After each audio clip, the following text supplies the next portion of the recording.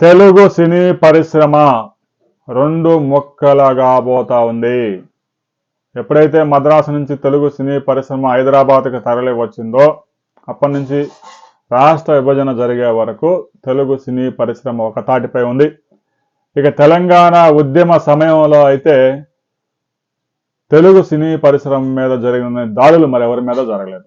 ముఖ్యంగా ఆంధ్ర వాళ్ళంతా తెలుగు సినీ పరిశ్రమని కమ్మేశారు, తెలంగాణ సంస్కృతిని నాశనం చేస్తున్నారు అంటూ బెదిరించి అనేక స్టూడియోల దగ్గర నుంచి లక్షలు వసూలు చేసుకున్న సందర్భాలు ఉన్నాయి. ఇక తాజాగా మరొకసారి అల్లు అర్జున్ వ్యవహారంతో తెలుగు సినీ ఇండస్ట్రీ రెండు ముక్కలు కాబోతా ఉంది. ఇప్పటికే మనం ఒక వీడియోలో చెప్పుకున్నాం, తెలుగు సినీ పరిశ్రమ ఆంధ్రప్రదేశ్కి తరలి రాబోతా ఉంది అంటే కొన్ని కుక్కలు మురిగాయి. నిన్న స్పష్టంగా చెప్పారు నిర్మాతల మండలి, రాబోయే కొద్ది రోజుల్లో పవన్ కళ్యాణ్తో కలవడానికి వారు అపాయింట్మెంట్ కూడా అడిగారు. ఆంధ్రప్రదేశ్లో కేవలం షూటింగ్లే కాదు, స్టూడియోలు కూడా పెట్టండి, వేలాది మందికి ఉపాధి కల్పించండి. తెలుగు సినీ పరిశ్రమ హైదరాబాద్లో ఉంటే రాబోయే రోజుల్లో కష్టాలు తప్పవు.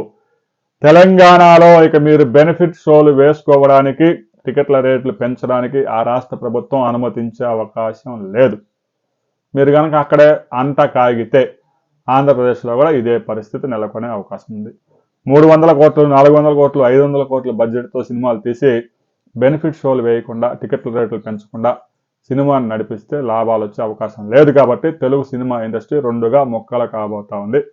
రాబోయే కొద్ది రోజుల్లోనే ఆంధ్రప్రదేశ్లో 4 సినిమా స్టూడియోలు రాబోతా ఉన్నాయి.